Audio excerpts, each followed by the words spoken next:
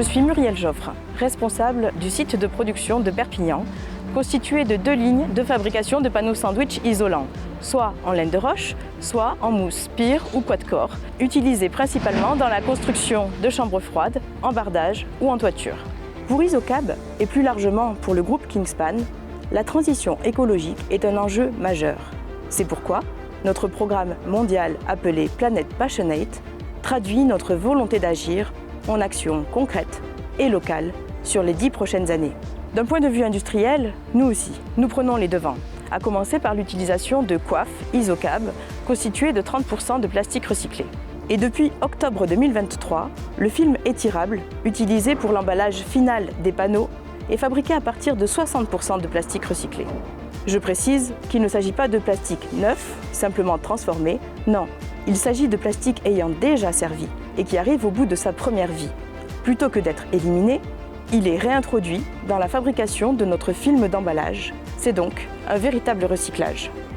D'ailleurs, ce taux minimum de 60% de plastique réutilisé est certifié par un organisme externe. Et les développements se poursuivent avec notre fournisseur, puisque nous venons de passer commande afin de pouvoir tester en conditions industrielles des films d'emballage réalisés à partir de 90% de matières recyclées. En parallèle de ces sourcings de matières premières à impact environnemental réduit, nous travaillons constamment à la diminution des quantités de films utilisés. En effet, nous utilisons des films techniques de plus en plus résistants, ce qui nous permet de réduire le nombre de déchirements lors de la pose, ainsi que la quantité de films restante sur les fins de rouleau. Cette évolution technique s'accompagne de la diminution des épaisseurs de film. Par le passé, nous utilisions du film de 23 microns d'épaisseur, puis de 20 microns, et enfin de 17 microns déjà préétirés à 300% sur les rouleaux. Et nous réétirons de nouveau ce film lors de l'emballage grâce à un système de pignon intégré dans notre banderoleuse automatique. Ainsi, les derniers calculs réalisés sur les évolutions de notre emballage à Dunkerque prouvent que nous avons réduit de 32,5% le poids total d'emballage plastique expédié sur les chantiers de nos clients. Et nous ne nous arrêtons pas là. Nous proposons à nos clients un service de récupération de leurs déchets polystyrène directement sur leur chantier.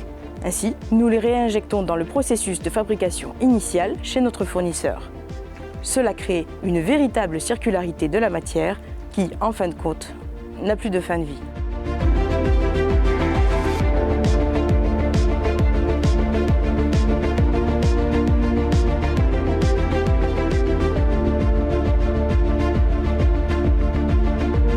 On a été contacté en fin d'année dernière pour un projet sur la destination de Calais. Tout de suite, on a pensé à leur proposer le rail route. Le rail route, pourquoi? Parce qu'il y a des gains écologiques importants. On arrive à économiser 730 kg de CO2 par voyage. Le concept des autoroutes ferroviaires, c'est d'avoir une grande flexibilité, c'est le rail qui s'adapte à la route et c'est la raison pour laquelle le terminal est ouvert 24 heures sur 24, 7 jours sur 7 pour donner une grande flexibilité à nos clients. L'avantage de l'utilisation d'autoroutes ferroviaires, c'est d'abord un avantage de développement durable. C'est à peu près 1 tonne de CO2 économisée par semi-remorque transportée sur un trajet pour aller à Calais par rapport à la route. Et puis c'est également le rôle sociétal vis-à-vis des chauffeurs qui peuvent faire des boucles régionales pour amener les semi-remorques sur le terminal et reprendre des semi-remorques de part et d'autre sur les 2 terminaux.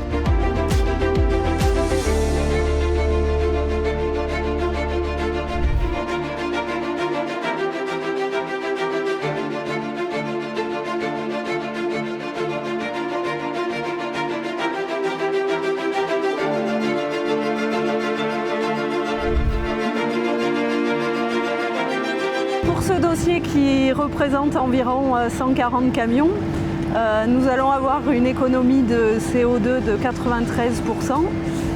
Sur ce trajet rail-route qui représente 1253 km, en voyage classique, nous sommes à 841 kg de CO2, alors qu'en voie multimodale, on est seulement à 58 kg de CO2.